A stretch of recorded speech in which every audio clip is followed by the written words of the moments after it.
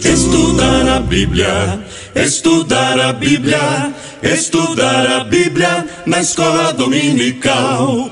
Estudar a Bíblia, estudar a Bíblia. A paz do Senhor, meus amados irmãos, queridos professores da Escola Bíblica Dominical. Estou aqui trazendo através deste vídeo um assunto pertinente referente à Escola Bíblica Dominical para este domingo. Já iniciamos já o terceiro trimestre de 2023, onde estamos abordando sobre o tema, a Igreja de Cristo e o Império do Mal, escrito pelo nosso comentarista, pastor Douglas Batista. E já se encontramos na quinta lição, As outras demais lições não tive como fazer vídeo, mas estou aqui propondo este projeto, de estar começando a fazer vídeos para a cooperação da Escola Bíblica Dominical. E o assunto que está sendo abordado são assuntos referentes aos temas atuais humanos, da sociedade atual, no que se refere às questões ideológicas, às ideologias humanas que são perniciosas para a Igreja do Senhor Jesus aqui na Terra. O assunto desta quinta lição, que é o assunto que vai ser estudado no próximo domingo, fala sobre a questão da vida humana, porque o título da lição, que vai ser estudado e abordado no dia 30 de julho de 2023, tem por título A Dessacralização da Vida no Ventre Materno. Desde já os irmãos podem até estar procurando trazer um significado para esta palavra, que já que é uma palavra um pouco difícil até mesmo para se pronunciar, e é bom que os irmãos façam isso, A leitura bíblica básica, que vai ser lida, vai ser utilizada na sala de aula, será a do Evangelho de Lucas, capítulo 1, versículo 26 ao 33 e o versículo 39 ao 45. Os irmãos vão fazer essa leitura, cada um tem como fazer a sua aplicabilidade da leitura dentro da sala de aula, Uns fazem a leitura completa, outros fazem com a participação da igreja, Então, esse tema, é muito precioso, é muito importante para os irmãos, para a igreja, principalmente para aqueles que não têm aquele acesso, correto às informações que são veiculadas pela internet, pela televisão, e muitos que às vezes têm até contato com esses assuntos, com assuntos relacionados às ideologias, às questões humanas no meio da sociedade, às vezes não conseguem assimilar, às vezes não conseguem entender, esse processo todo, e às vezes acaba até adquirindo, o seu próprio pensamento em relação a este tipo de assunto, E o assunto que está sendo abordado hoje é sobre a questão da vida humana, desde a sua concepção no ventre materno, onde nós vamos estar abordando de uma maneira geral, sobre a concepção, sobre a questão do aborto, da cultura da morte, como nós vamos ver aqui na lição, porque a lição ela vai estar dividida em 3 tópicos, O primeiro tópico vai falar sobre a concepção de Cristo, o que é que a Bíblia fala a respeito da concepção de Cristo, a respeito do que Deus fez para que Cristo ele viesse ressurgir em forma humana, de maneira de um homem carnal como nós. E também vamos falar sobre a cultura da morte, que é o segundo tópico da lição. Dentro desse tópico a gente vai falar sobre o projeto ideológico, o direito sobre o corpo e a prática do aborto, E o terceiro tópico, que é o último tópico, vamos falar sobre a sacralidade da vida, que está dividido em 3 subtópicos, que é a vida é inviolável, o segundo é o começo da vida, e o terceiro é a posição cristã em relação, à concepção da vida humana.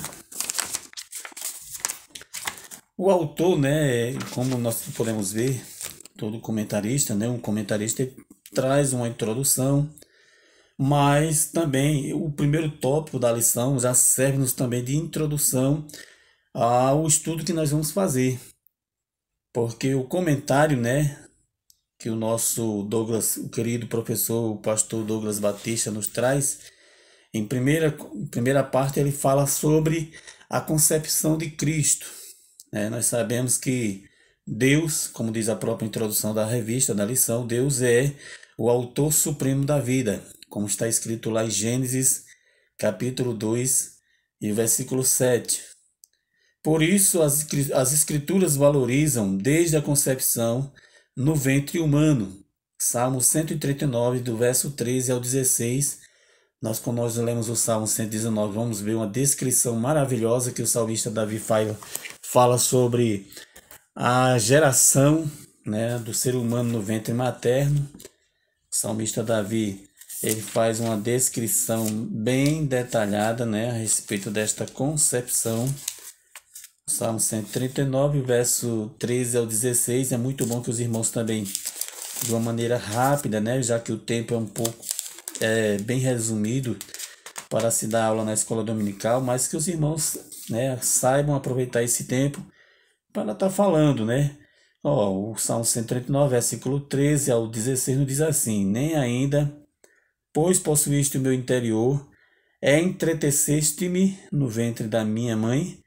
Eu te louvarei, porque de um modo terrível, tão maravilhoso fui formado. Maravilhosas são as tuas obras, e a minha alma o sabe muito bem. Os meus ossos não te foram encobertos, quando no oculto fui formado e entretecido como nas profundezas da terra. Os teus olhos viram meu corpo ainda informe, e no teu livro todas estas coisas foram escritas, as quais, sendo dia a dia formada, quando nem ainda uma delas havia, ou seja, quando ainda uma delas não existia, mas Deus, ele as escreveu no livro, né? É uma descrição do salmista Davi. Então, no primeiro tópico da lição, né, o autor ele vai fazer sobre o comentário do anúncio do nascimento de Jesus. Nós sabemos que o nascimento de Jesus, né, é um nascimento que já havia sido profetizado, né, desde quando o homem ele caiu, né, desde quando o homem ele pecou. O registro, né, a respeito da vinda do Salvador a este mundo, né, está registrado lá em Gênesis capítulo 3, né, onde fala sobre a queda do homem, precisamente no versículo 15, aonde Deus prometeu que da semente da mulher, né, nasceria um que viria para vencer o diabo, né, para vencer o mal, para vencer o pecado, e que foi profetizado através de todos os profetas do Senhor, né, conforme está escrito, conforme está registrado no Antigo Testamento. O nascimento de Jesus no mundo, né, aconteceu, como disse o apóstolo Paulo, né, aconteceu o quê? Na plenitude do tempo, no tempo certo, no tempo devido que Deus havia estabelecido. Jesus veio a este mundo para trazer a redenção, para trazer a salvação para toda a humanidade. Então essa concepção de Jesus, né, da concepção de Cristo, né, se deu como? Lucas ele faz uma descrição, né, bem detalhada de como ocorreu, né, este anúncio do nascimento de Jesus, quando o anjo, né, chamado Gabriel, como está escrito em Lucas capítulo 1, versículo 26 e 27, se apresenta a Maria, né? Maria recebe a visita daquele anjo, e aquele anjo ele faz um anúncio para aquela jovem, né? Aquela jovem que já estava comprometida em casamento com um homem chamado José. Então, antes dela se casar, ela recebe a visita daquele anjo, e o anjo chega para ela e diz: em teu ventre conceberás, e darás à luz um filho, e pôr-lhe-ás o nome de Jesus. Então, diante desse comunicado, deste anúncio, né, Maria faz uma indagação para o anjo. Ela pergunta para o anjo: como se fará isto, se eu não conheço nenhum varão? Se eu não conheço varão algum. Conforme está escrito em Lucas 1:34. A pergunta demonstra a perplexidade de Maria, como diz aqui o nosso comentarista, de como se daria concepção sem a participação de um homem, ou seja, sem a participação da conjunção carnal, né? Que é normalmente para se gerar uma vida, né? Tem que haver esta conjunção carnal de um homem com a sua esposa, com a sua mulher, e isso após o matrimônio. Então a pergunta demonstra a perplexidade daquela virgem, né?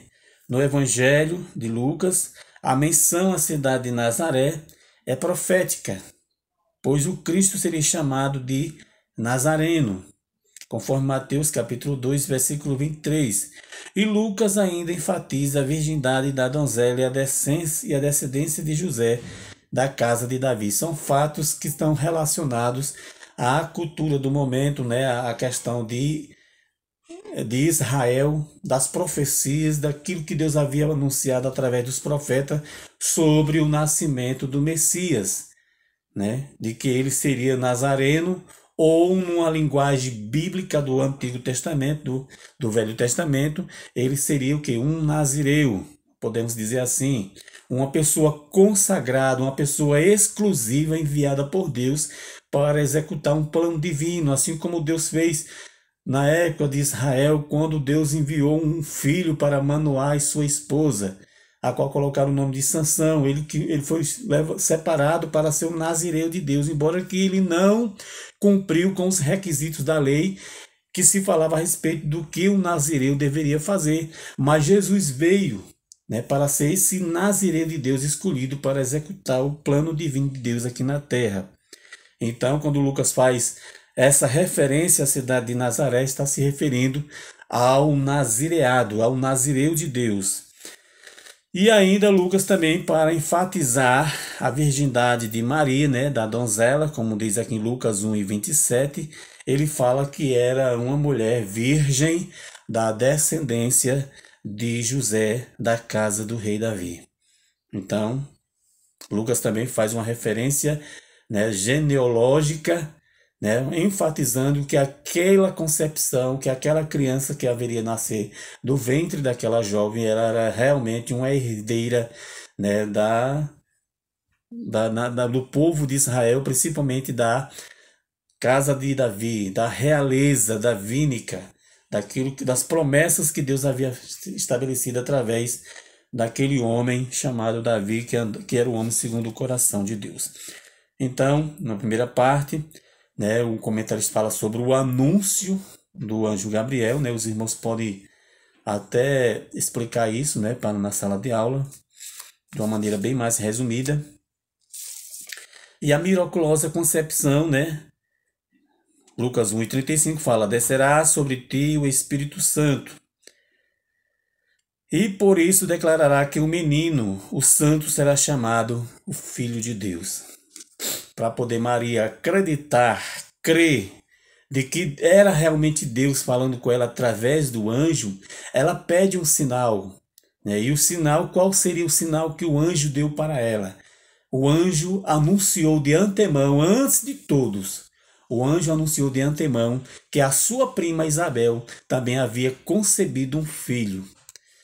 Agora aí haveria uma diferença, de que Maria, a concepção de Maria seria um milagre, né? Seria de maneira miraculosa, porque essa concepção teria exclusivamente a participação do próprio Deus através do Espírito Santo, que iria fazer com que o ventre de Maria gerasse um corpo carnal, e neste corpo carnal viesse quem?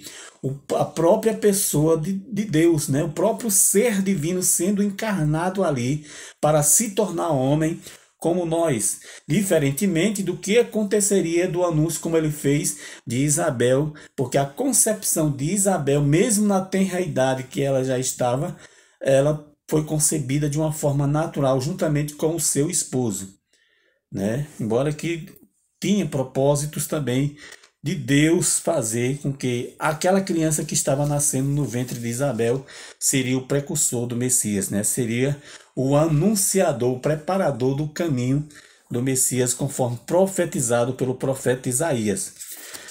Então, no grego, nós temos, né, com relação a esta concepção de Cristo, que é conhecido também na teologia como a concepção virginal ou o nascimento virginal de Cristo, e se refere ao momento em que Jesus foi concebido no ventre de Maria por meio da ação sobrenatural do Espírito Santo, sem a intervenção humana tradicional de um pai terreno.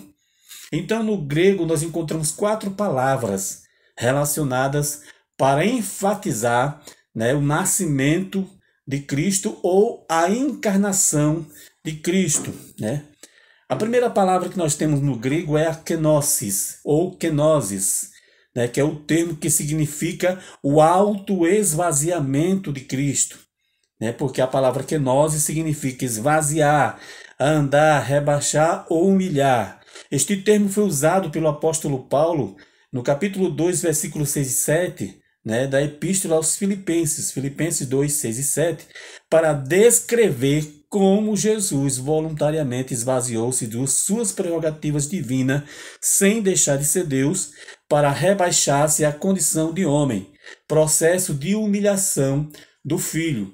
Quando Paulo utiliza este termo, embora que este termo esteja relacionado ao autoesvaziamento de Deus, ou seja, Jesus deixando de lado as suas prerrogativas divinas para se tornar um ser humano, né? O que nós podemos ver aí, a enfatização deste termo aí é com relação de que Jesus se tornou carne, se tornou ser humano como nós. Ele precisou se utilizar-se de corpo humano, deixando suas prerrogativas divinas para se tornar um ser humano, né, sujeito às fragilidades humanas, sujeito a todo tipo de sentimento, todo tipo de ações que o homem poderia sofrer, ou que o homem sofre quando este está em matéria vivente aqui na terra, né? Então Jesus, ele rebaixou-se, né? Deixou seu trono de glória, seu trono como Deus, rebaixou-se para ser um ser humano e passar por este processo que Paulo considera, que a teologia considera como processo de humilhação do Filho de Deus. Então, o outro termo, o segundo termo, é o termo chamado ginomai, termo usado no Evangelho de João, capítulo 1, versículo 14, para descrever a entrada de Jesus no tempo e no espaço, ou seja, dentro da esfera humana, porque nós sabemos que Deus é eterno. Jesus é eterno, sem princípio, sem fim, porque ele é eterno. Já nós, como seres humanos, nós temos o quê? Um início e nós temos um fim. Nós temos o quê? O nascimento, e nós temos o período que se chama vida, e depois nós temos a etapa final, que é a morte, que é o período da cessação desta vida terrena. Então Jesus deixou o seu tempo, deixou a sua eternidade e inseriu-se agora dentro do tempo humano, dentro do tempo carnal. Então Jesus se tornou humano como nós, conforme a descrição de João no capítulo 1, versículo 14, né? E o Verbo se fez carne e habitou entre nós. Significa vir, a palavra em si, né, a palavra ginomai, significa vir à existência em carne. Em outras palavras, descreve o processo como Deus penetrou o tecido do tempo e do espaço e tornou-se humano. Depois, a terceira palavra é eskenou, que significa literalmente armar seu próprio tabernáculo ou simplesmente habitar. Este termo é usado também em João capítulo 1, versículo 14, quando João diz, e habitou entre os homens. No sentido mais amplo desta palavra, esquinou, né, significa dizer que Jesus compartilhou da natureza humana e comungou da fragilidade humana. Que Jesus não é um ser humano, né? Não é Deus vestido de ser humano ou um ser humano, né, com a concepção de Deus apenas, mas é, na sua totalidade, um Deus que se tornou carne, por isso que é chamado Deus encarnado, ou seja, Jesus é um homem de fato. E a quarta palavra é a palavra espiquiazo, que significa, está escrito lá em Lucas 1:14, significa, está inserido, né, dentro daquela explicação do anjo Gabriel para Maria, né, significa o quê? O processo de formação do Filho de Deus no ventre de Maria. Então, o processo miraculoso. Quando Maria faz, né, questionamento, quando ela faz a indagação de como seria, de como aconteceria aquilo, como era que ela iria gerar um filho, se ela não tinha contato com nenhum homem.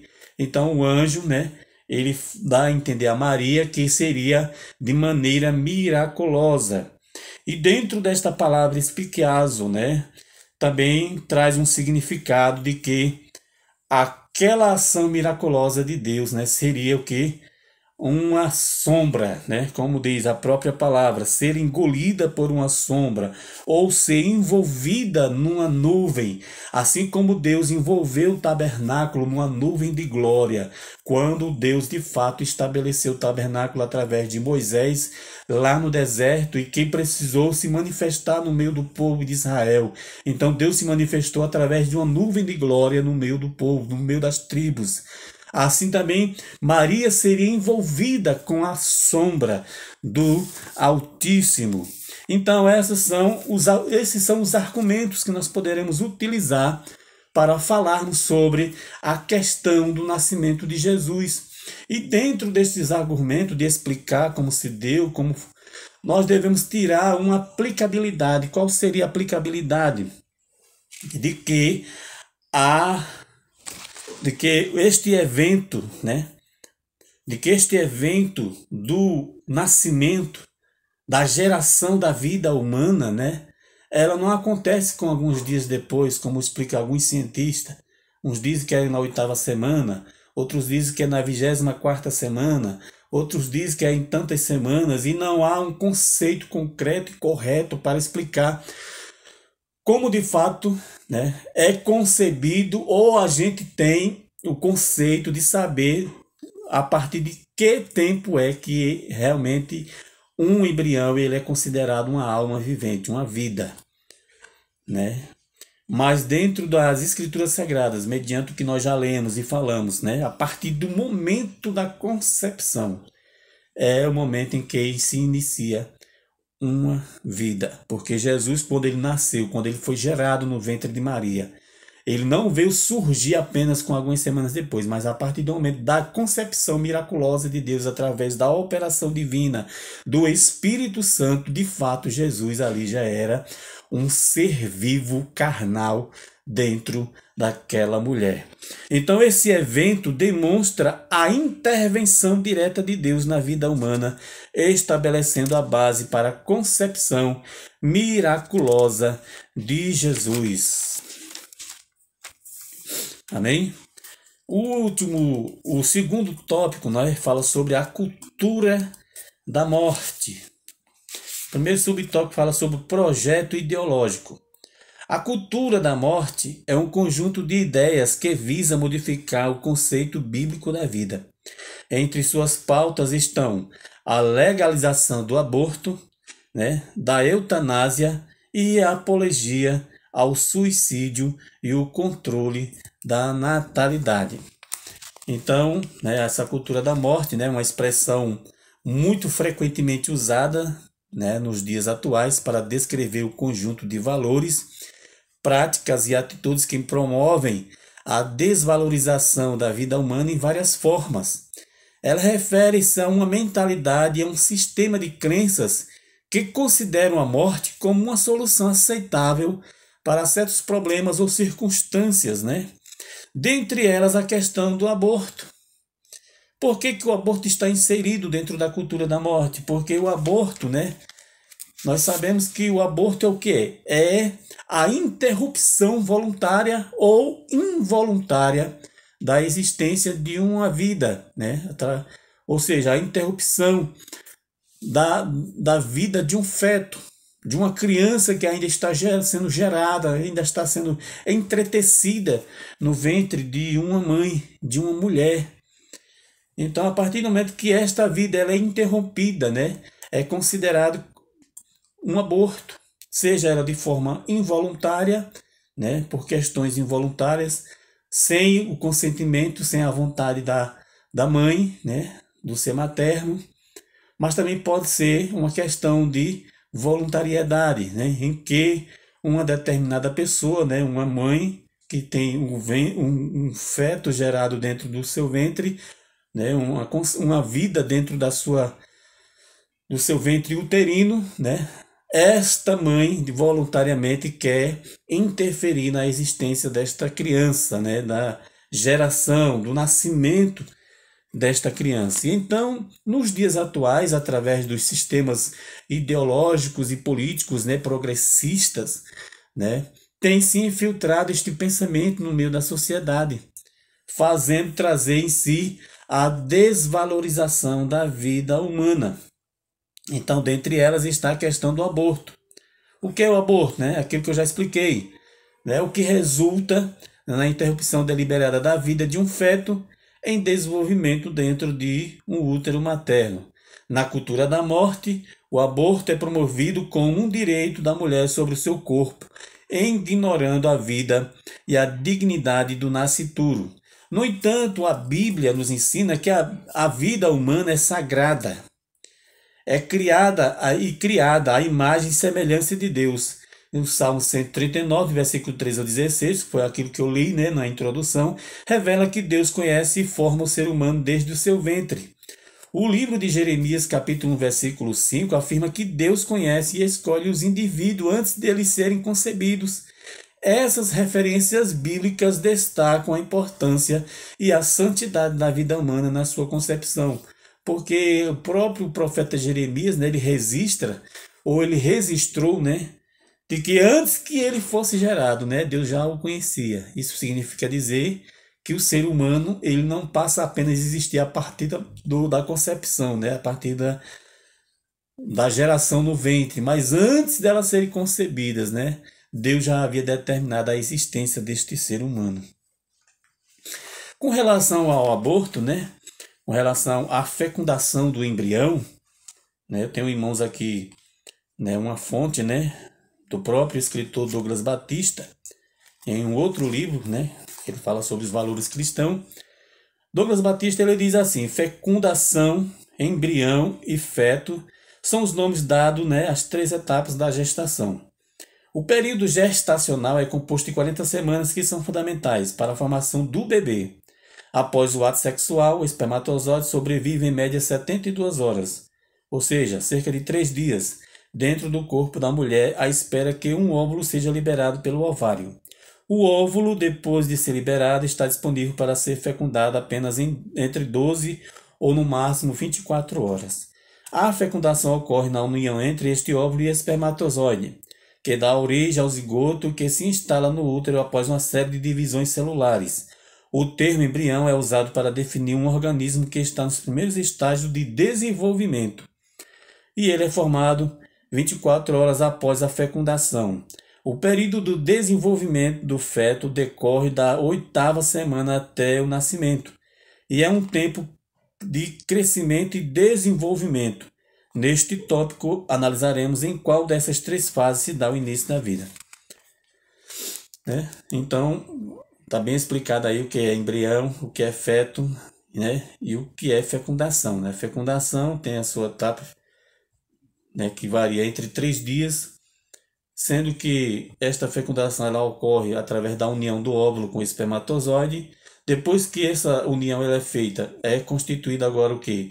O embrião, porque ele ocorre a partir do ajuntamento desses dois, né, que se unem na fecundação, que é o espermatozoide e o óvulo, e ele é formado depois de 24 horas, né? E depois que ele é fecundado, né, de fato ele é chamado agora de feto, né, porque decorre da 8ª semana até o momento do nascimento. Então são etapas da geração de um ser humano dentro do ventre de uma mulher, que os irmãos podem estar pesquisando, né, procurando entender um pouco mais, né? São assuntos assim, um pouco extensos, quando a gente vai falar, a gente fala muito mesmo, mas é bom fazer uma sintetização do assunto, abordar o tema mais relevante que está sendo falado ali, né? Como no caso da questão da cultura da morte, falar sobre este projeto, né, que tem sido até mesmo de agenda mundial, através dos órgãos mundiais. E dentro dessa cultura da morte, né, nós vamos ver o direito sobre o corpo, né, aonde a mulher chega a dizer, o corpo é meu, achando que o feto ele é ali apenas um prolongamento do seu corpo, mas não é, né? O corpo não é da pessoa, nós não somos donos do nosso próprio corpo, porque o nosso corpo pertence a Deus e a vida que está sendo gerada ali, ela não é uma extensão do corpo da mulher, mas uma vida à parte, mesmo ligado àquela mulher, mesmo ligado àquela mãe, ela não é uma extensão, mas ela é uma vida à parte que foi gerada ali, para quando no momento de nascer, ela ter, né, a sua existência física no mundo separada do corpo da sua mãe, né? Amém, irmãos? Estes são os assuntos que deverão ser abordados a respeito do aborto, né? A vida, ela começa desde quando é concebido, né? Desde quando há o ajuntamento do espermatozoide com o óvulo, né? Também vem a eugênia e a distorção do plano de Deus. Vamos falar que eugênia é o quê? Eugênia é uma ideologia que busca melhorar a raça humana por meio da seleção artificial de características genéticas desejáveis e a eliminação daquelas consideradas indesejáveis. Ela baseia-se em critérios subjetivos e promove a discriminação e a desvalorização da vida humana. A Bíblia nos ensina que Deus criou a humanidade à sua imagem com valor intrínseco. O livro de Gênesis nos mostra que toda a criação foi planejada por Deus e ele a considerou muito boa. A eugênia contradiz esse plano divino, promovendo a seleção e o descarte de vidas com base em critérios humanos limitados e falíveis. Como, por exemplo, né, a mulher ela pode, desde já, através de exames, de algumas coisas que a ciência, né, ela promove, né, ela pode ver se realmente uma criança ela vai nascer saudável ou não, se vai ter problemas, né, e ela pode até mesmo, né, segundo o que os pensadores ideológicos, né, ela pode até ter direito para decidir se vai ou não nascer aquela vida. Então, isso aí contradiz as escrituras sagradas, né? A perspectiva bíblica é a defesa da vida.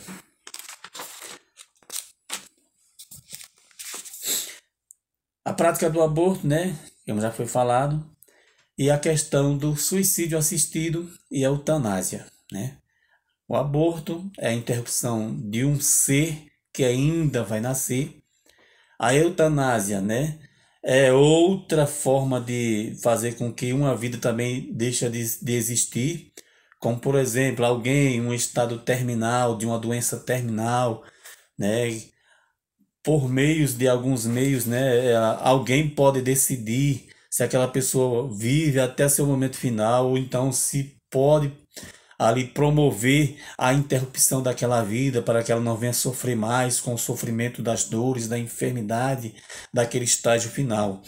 Então, a partir do momento que uma pessoa decide sobre a vida de uma outra pessoa, né, executando a eutanásia, né, que é a interrupção da existência, né, de fato, dentro da concepção bíblica, podemos dizer que é um assassinato. Embora que existem países, existem outros lugares que têm esta permissão, né, fazer a interrupção de uma vida quando não se encontra mais uma solução para que aquela pessoa venha de fato ter uma boa saúde e uma boa existência, né? Quando de fato ela está num estágio final em que a sua vida pode ser ceifada a qualquer momento por causa de uma enfermidade. Então alguém ali pode decidir se aquela pessoa vai existir, vai continuar existindo até o seu último suspiro, ou se pode então adiantar com que aquela pessoa morra logo, onde nós chamamos de eutanásia, né? E a questão do suicídio assistido, né? Alguns países já têm, né, leis que proporcionam esse tipo de suicídio. Eu mesmo já vi isto em vídeo, né, de pessoas que se decidiram a tirar a sua própria vida, mas de maneira legalizada dentro das leis, né, que determinaram que ela tivesse esse direito. Então, pessoas voluntariamente, né, que não querem mais viverem, como se diz, eu não quero mais viver, não quero dar trabalho a ninguém, eu não quero viver desta forma, eu não gosto da minha vida, eu não gosto de estar existindo, então eu quero finalizar a minha vida para que eu não venha sofrer e que não venha fazer ninguém sofrer. São pensamentos de algumas pessoas. E então ela se decide baseado dentro daquele direito que ela tem, né, dentro do seu país, né? Alguns países dão este direito. Então ela dentro daquele direito, ela vai se prontifica a marcar o dia da sua execução, ou seja, o dia em que ela vai morrer. Então convida-se os seus parentes, como eu já vi isso num vídeo, né, de uma senhora, que ela convida seus parentes, todos os filhos dela, e marca o dia do seu suicídio, ou seja, o dia que ela vai morrer. Porque a morte que ela vai morrer ali não é uma morte em que ela vai ali se enforcar, fazer isso e aquilo, não, mas vai tomar certos medicamentos letais que vai ser inserido na sua veia, né? E ali ela vai morrendo aos poucos. E então ela se decide a morrer naquele dia, convida seus parentes, se despede de todos os seus queridos, né? De todas as pessoas queridas que ela tem, come o que ela quer comer, porque como eu já vi no vídeo, né? Uma senhora, né? Ela come as comidas que ela mais gostava, que ela mais tinha prazer de comer, e convidou as pessoas que ela mais amava, né, para participar daquele momento. E então ela toma aquele veneno letal e vai morrendo aos poucos, deitada na sua cama, bem alimentada, junto com seus parentes e amigos, pessoas amadas. E ali as pessoas vão assistindo ela aos poucos, indo embora, ou seja, aos poucos se matando. Então este processo é chamado de suicídio assistido, em que uma pessoa voluntariamente ela quer cessar a sua própria vida. Então são essas coisas que estão permeando a mente do povo dos dias atuais, da sociedade atual, e que a palavra de Deus condena, porque quem é o dono da vida? Quem é que pode tirar a vida se não Deus? Quem é que pode determinar o dia da nossa partida se não for Deus? Né? E por fim, o nosso comentarista ele fala sobre a sacralidade da vida humana. Como ele diz aqui no primeiro tópico, subtópico, a vida é inviolável. A vida humana é sagrada, pois ela é um ato criativo de Deus, o autor e a fonte originária do fôlego da vida, conforme Gênesis capítulo 2 e o versículo 7. O título da lição fala sobre a dessacralização. O que significa este termo? Este termo, né, conforme as definições do dicionário, né, significa a retirada do caráter sagrado de algo ou de alguém, fazer com que deixe de ser considerado sagrado, divino e inviolável. E nós vemos que a sacralidade da vida, ou seja, a vida, a própria vida em si, ela é sagrada, ela é inviolável. Ninguém pode fazer o que bem quiser com a vida, seja com a vida de terceiros, seja com a vida daqueles que ainda não há de vir, como no caso as crianças, ou com a sua própria vida, achando que é dono de si mesmo, que pode fazer o que quiser com a sua própria vida, achando que pode por fim, e isso não vai lhe gerar nenhum custo, não vai lhe gerar nada na sua,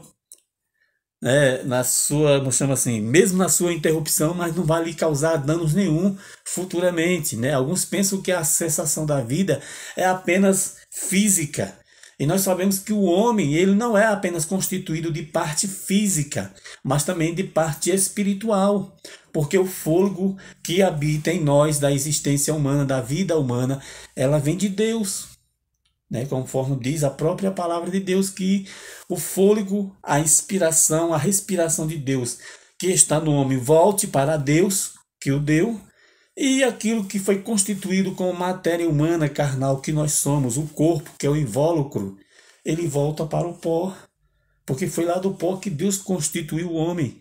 A Bíblia descreve este processo lá em Gênesis, quando Deus fala na sua palavra que Deus pegou do pó da terra, do barro, e formou o ser humano. E nas suas narinas, né, soprou o fôlego da vida. Então tudo que nós temos pertence a Deus. Nós não somos donos de nós mesmos. Então a sacralidade da vida, É a crença fundamentada na Bíblia de que toda a vida humana é sagrada e deve ser protegida. A sacralidade da vida é um princípio fundamental na Bíblia que enfatiza que cada vida humana é sagrada e valiosa aos olhos de Deus e deve ser protegida. Essa visão pode ser fundamentada em diversas referências bíblicas que nos revelam o valor intrínseco da vida aos olhos do Criador. A formação maravilhosa no ventre materno, conforme a descrição do Salmo 139, versículo 13 ao 16, quando diz assim: pois tu formaste o meu interior, tu me fizeste no ventre da minha mãe, como está no versículo 13. Neste salmo, o salmista ele expressa a sua maravilhosa, ou a sua maravilha, ao contemplar diante do cuidado de Deus na formação de cada pessoa no ventre materno. Isso ressalta, que cada um de nós, cada um de nós fomos criados de uma maneira maravilhosa, de que Deus está diretamente envolvido na nossa criação, na nossa formação, na formação do ser humano, conferindo-lhe um valor único e especial. A prova disso é de que o homem, ele não é uma cópia, mas cada ser humano foi feito de uma maneira específica e especial por Deus, sem nenhuma cópia. Alguém pode ser até parecido. Às vezes as pessoas podem ter até o mesmo tipo de sangue, mesmo tipo sanguíneo, as características familiares, mas cada pessoa particularmente, unicamente, possui as suas características próprias e únicas na existência da humanidade. Então, a origem da vida.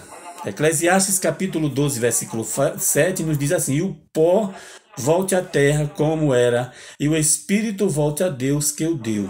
Este versículo nos lembra que o nosso espírito provém de Deus, ele é a fonte da nossa existência e nos dá a vida. Isso enfatiza a importância da vida como um dom divino e a conexão íntima entre o Criador e a sua criação. O plano e o propósito de Deus para cada vida. Em 1 Samuel capítulo 2, versículo 6, fala assim: o Senhor tira a vida e a dá, faz descer a sepultura e faz subir dela. Neste versículo, somos lembrados de que é Deus que tem controle absoluto sobre a vida e a morte. Ele é soberano sobre todas as coisas e tem um plano específico, para cada um de nós, para cada pessoa. Por isso que nós devemos saber e entender que o homem, ele é o que ele é. Ele só foi formado da forma como ele foi formado porque Deus foi quem agiu na sua formação, na sua existência. Porque se não fosse Deus, não haveria existência humana. Portanto, o valor da vida é absoluto, como diz aqui o comentarista, e deve se sobrepor a qualquer outro direito ou interesse. Nesse aspecto, o princípio de defesa da vida humana, desde a concepção no útero materno, não pode conter exceções. Uma sociedade secularizada, o cristão precisa tomar muito cuidado com o relativismo, não fazer concessões e estar alerta quanto às ações de manipulação de sua consciência e o desrespeito à vida humana. O começo da vida. As escrituras são incisivas ao afirmar o início da vida desde a concepção. O profeta Jeremias afirma que a vida tem início na fecundação. O rei Davi também, ele fala sobre isso, ele corrobora, de que uma pessoa de fato, ela passa a ser cuidada, a ser vista por Deus desde a sua concepção, desde quando é gerado ali uma vida, através da fecundação. Deus é quem forma o ser vivo dentro do ventre da mãe, conforme o Salmo 139, verso 14. Ainda o salmista afirma que Deus vê o embrião ainda informe e o ama em todos os processos formativos da vida intrauterina, desde a fecundação até o nascimento e por toda a sua vida. Por conseguinte, de acordo com as Escrituras, a vida começa quando ocorre a união do gameta masculino com o feminino. Essa nova célula é um ser humano e possui identidade própria e, portanto, o seu direito de nascer não pode ser interrompido por vontade, desejos ou caprichos humanos, conforme nós podemos ver algumas referências em Deuteronômio 32, 39 e Romanos 9, 20. Então, quais são as fases, né, desta concepção da vida? Quando de fato a vida começa? Quando é na fase embrionária? Quando é a fase fetal? Isso aí eu já falei, né? Já expliquei. Bem lá no início, os irmãos podem, né, rever novamente para poder incrementar na sua aula da Escola Bíblica Dominical. As evidências científicas para nós fazermos a conclusão desta lição. A ciência traz à luz relevantes informações sobre o início da vida humana na fase embrionária. Embora existam diferentes pontos de vista sobre o exato momento em que a vida se inicia, é amplamente reconhecido que a concepção é um marco crucial nesse processo. Algumas evidências científicas incluem a fertilização. No momento da fertilização, o óvulo e o espermatozoide se unem para formar o zigoto, que contém toda a informação genética necessária para o desenvolvimento humano. A partir desse momento, uma nova vida humana começa a se desenvolver, né? De fato, aquele embrião, né? Aquele zigoto, né? Ele já adquire o seu DNA, né? Ali ele já adquire todas as características, né, dos seus progenitores, dos seus genitores. O desenvolvimento precoce. Logo após a fertilização, ocorrem os processos complexos de divisão celular e diferenciação, resultando na formação de um embrião. Essas primeiras etapas do desenvolvimento humano são cruciais para a formação de órgãos e sistemas vitais. Essas evidências científicas apontam para o fato de que na fase embrionária há um organismo humano em desenvolvimento com uma identidade genética única e potencial para o crescimento e a maturação, né, contínuos. Concluindo, né? Qual é a posição cristã? O próprio comentarista nos traz esta posição. A igreja, que mantém o princípio teológico da autoridade bíblica, defende a dignidade humana e a inviolabilidade da vida desde a sua concepção. Ensina que a vida humana é sagrada em todas as etapas de desenvolvimento da vida e que não pode ser violada por nenhum tipo de cultura. Ratifica que toda ideologia que seculariza os princípios bíblicos deve ser combatida, conforme 2 Timóteo 3:8. Conclusão. A gestação e a procriação do ser humano são bênçãos divinas. Gênesis 9:7. A concepção de Cristo no ventre de uma virgem certifica a sacralidade da vida intrauterina, né? Deus demonstra, né, como a vida ela é sagrada, como a vida ela é inviolável e de que Deus ele mantém a soberania e o controle sobre toda a existência da humanidade. Ah, mas por que há violência em que a pessoa mata outro, assassinatos, homicídios, suicídios e outras coisas mais? Por causa da desobediência humana, mas Deus é o que tem o controle sobre todas as coisas, porque é dele que vem. É Ele que faz surgir, é Ele que faz com que todas as coisas sejam geradas, inclusive a existência do ser humano. Tudo vem de Deus. É como diz aquele versículo, né? Porque por Ele, para Ele e dele são todas as coisas. Glória seja dadas a Ele eternamente. Amém. Então o salmista Davi faz a descrição maravilhosa, né, desta geração, deste homem, deste ser formado no ventre de uma mãe, e que esta é totalmente vinda de Deus, de uma maneira miraculosa, de uma maneira poderosa, porque só Deus é que faz o homem existir. Então a dessacralização da vida no ventre materno é uma afronta à vontade de Deus e aos princípios cristãos. Como cristãos conservadores, né, devemos ser defensores da vida, promovendo uma cultura que celebra e protege cada vida humana, desde a sua concepção até a morte natural. Isso implica em rejeitar práticas que desvalorizam a vida e trabalhar ativamente para garantir o respeito e a proteção de todos os seres humanos, independentemente de sua fase de desenvolvimento. Então, que os amados e queridos professores da escola dominical, né, possam, né, pegar esse apanhado de conhecimento, né, trazer um esboço mais apurado, né, trazendo algo mais recheado para a sala de aula, né, para fazer com que os irmãos entendam, né, Lembrando que no primeiro ponto a gente vai falar sobre a concepção miraculosa de Cristo, né? Falando sobre as fases, como a Bíblia descreve, como é os termos, como aqueles termos gregos que eu falei, que descrevem explicitamente, né, a carnalidade, ou seja, a encarnação de Cristo, né? De que realmente a sua vinda a este mundo, né, foi pelo processo miraculoso de Deus, mas que não isentou de que Jesus participasse de todos os processos humanos, inclusive da própria fragilidade humana. E depois nós falamos sobre a questão da cultura da morte, né? Inserido dentro dessa cultura da morte está a questão do aborto, né? Dentro da questão do aborto, nós falamos sobre as etapas, né, da fecundação, da geração de uma vida no ventre da mãe. Falamos também sobre a eutanásia e o suicídio assistido, né, que é amplamente, né, considerado, né, porque hoje em dia está uma maneira tão difícil, né, que o relativismo é muito grande. As pessoas estão começando a relativizar tudo, inclusive a questão da valorização da vida, ao ponto de as pessoas não acharem que a vida é tão importante assim e que a pessoa tem autonomia para fazer o que bem quiser da sua vida.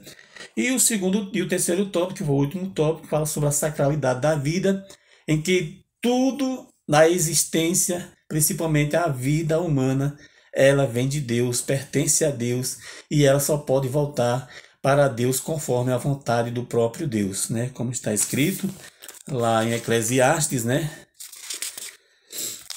Eclesiastes 12:7, né? Que o pó volte à terra como era e o espírito volte a Deus que o deu. Que Deus abençoe os irmãos.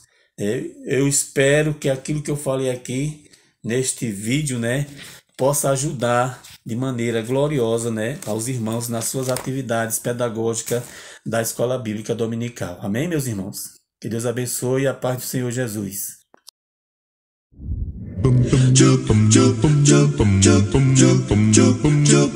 Estudar a Bíblia, estudar a Bíblia, estudar a Bíblia na escola dominical.